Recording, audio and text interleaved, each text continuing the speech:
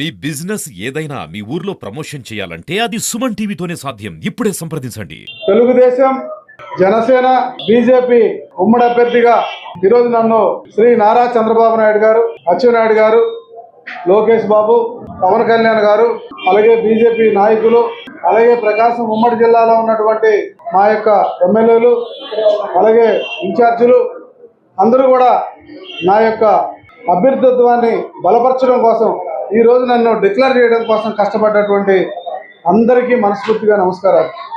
అలాగే ఈరోజు తెలుగుదేశం, జనసేన,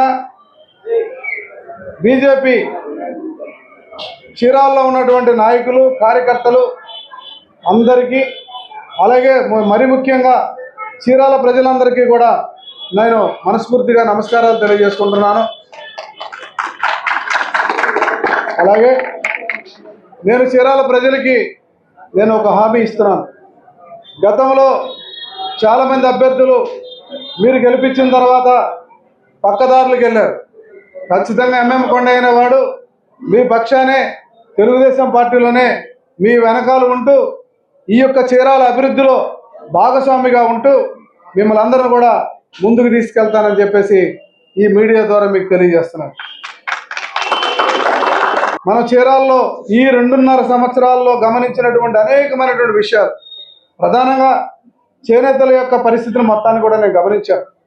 వారికి సంబంధించి ఒక టెక్స్టైల్ పార్క్ ఇక్కడ రావాలన్నటువంటి సంకల్పం నాకుంది. ఇంకొల్లు సభలో మా నాయకుడు కూడా ఈ విషయాన్ని కూడా చెప్పడం జరిగింది.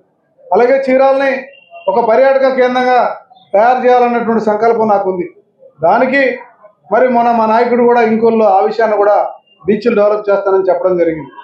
నా వరకు నేను కొంతమంది ఇండస్ట్రీస్ని, కొంతమంది పెట్టుబడిదారులని నాకు సంబంధించి ఇక్కడికి తీసుకురావడం జరుగుతుంది. వారి ద్వారా చీరాల్లో ఒక అభివృద్ధిని తీసుకొస్తానని చెప్పేసి మీకు తెలియజేస్తాను. అలాగే ఇక్కడ ఉన్నటువంటి 2 డ్రైనేజీలు ఉన్నాయి. అవి ఒకటి కుందేరు, మరొకటి దండుపాటు డ్రైనేజ్. వీటిలో ఎక్కడా కూడా నీళ్లు ఆగకుండా వీటిని సముద్రంలోకి తీసుకెళ్ళడానికి ప్రయత్నం చేస్తాం. దానివల్ల దోమల బెడద నుంచి, దాని నుంచి మురుగునీరు సమస్య నుంచి చీరాలను కాపాడుకున్న అవుతారు. అలాగే నేను ఎక్కువ భాగం నిరుద్యోగ యువతను చూశాను. నిరుద్యోగ యువత ఎవరైతే ఉన్నారో 10th క్లాసు, ఇంటర్మీడియట్, డిగ్రీలో డ్రాప్అవుట్స్ ఎవరైతే ఉన్నారో వీళ్ళందరి కోసం స్కిల్ డెవలప్మెంట్ ప్రోగ్రాం పెట్టి ఖచ్చితంగా వీళ్ళకి ఉపాధి వచ్చే మార్గాన్ని నేను అన్వేషిస్తానని చెప్పి తెలియజేస్తున్నాను.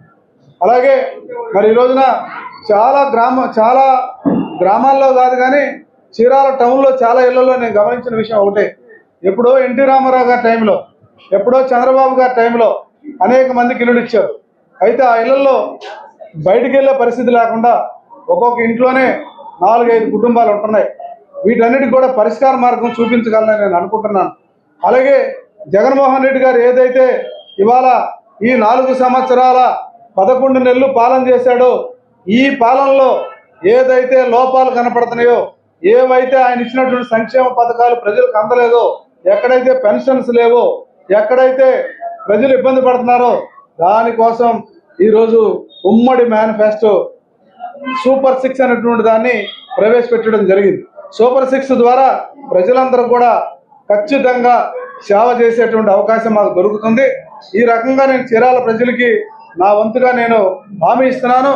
మీరు నన్ను గెలిపిస్తే నేను ఖచ్చితంగా మీ యొక్క శ్రామికుడిలాగా చీరాల్లో మీ వెనకాలండి నేను అభివృద్ధి చేస్తానని చెప్పేసి ఈ సందర్భంగా మీ అందరూ తెలియజేసుకున్నాను.